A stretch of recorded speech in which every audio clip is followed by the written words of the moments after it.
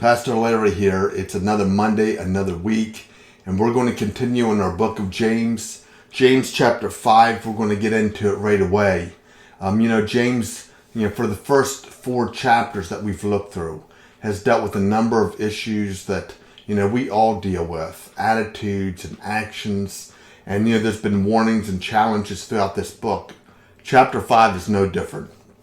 But in chapter 5, he's talking to people who, have money, people who are wealthy. And before you turn it off and say, that's not me, as Americans, all of us have resources, unmatched by the world. And so whether you think you have a lot of money or you have a little bit of money, the truth of the matter is that all of us are rich. And so let's just kind of take and pay attention to what James has to say. And maybe in that process, we are going to help ourselves in the future when we stand before the Lord. He says this, he says, "Come now, you rich, weep and howl for your miseries which are coming upon you." James starts out in verse 1 as basically a prophecy about people who have, wealth, who have money.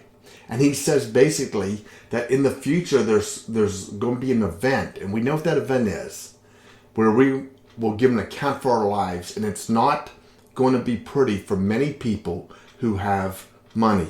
He says, "Your riches have rotted, and your garments have become moth-eaten. Your gold and your silver have rusted, and their rust will be a witness against you, and will consume your flesh like fire. It is in the last days that you have stored up your treasures." We're going to stop there because he tells us a very specific situation that we'll deal with tomorrow. But let me just kind of, give you a background basically on this passage. For people who have resources, there is something that comes with money and resources like nothing else. All of us have a vision for our lives. When we're growing up, we're thinking about, what we want to have as the perfect life. We want the perfect house and the perfect cars and the perfect family. The 2 kids and the dog and all that other stuff. Well, some of us want a dog. Others of us, not so much, right?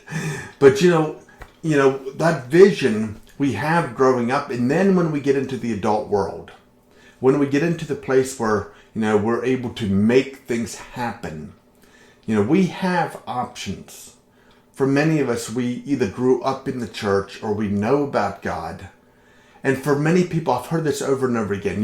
When I get into a certain place in my life, I would deal with the God thing. I've heard other people say to me, and I've heard this many times too, Sunday is my only day off.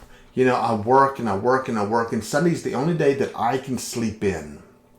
Can you imagine when we stand before God and we face Him, and there's, nail prints in His hands and His side and His feet, and we're going to stand face to face with Him, and we're going to say, "Lord, I wanted to worship You. I wanted to spend, some time with You every Sunday, in corporate worship, with my church family. But I was just too busy." There's 3 things that takes away the vision we have for our lives. There's 3 things that, come, for us and helps us or hurts us. And it's success. For people who have success, they have options. There's failure, where you feel like, I'm not good enough, and I've met people like that. I could never worship God. If I ever walked into the church, the walls would fall down. I can guarantee you at our church, the walls are not falling down. They're steel and concrete in the ground.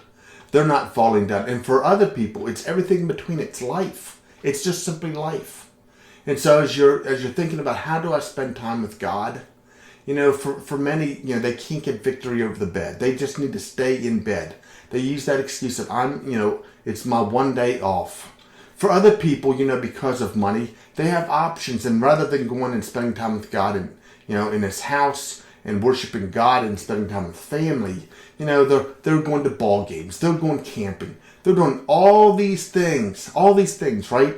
They're doing all these things. And so here's the thing that I want to relate to us.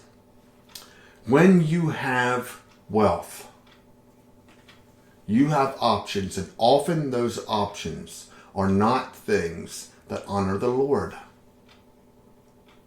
Not just the weekends, but we're so busy making money.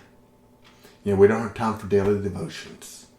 We don't have time to give back to God, through a local church.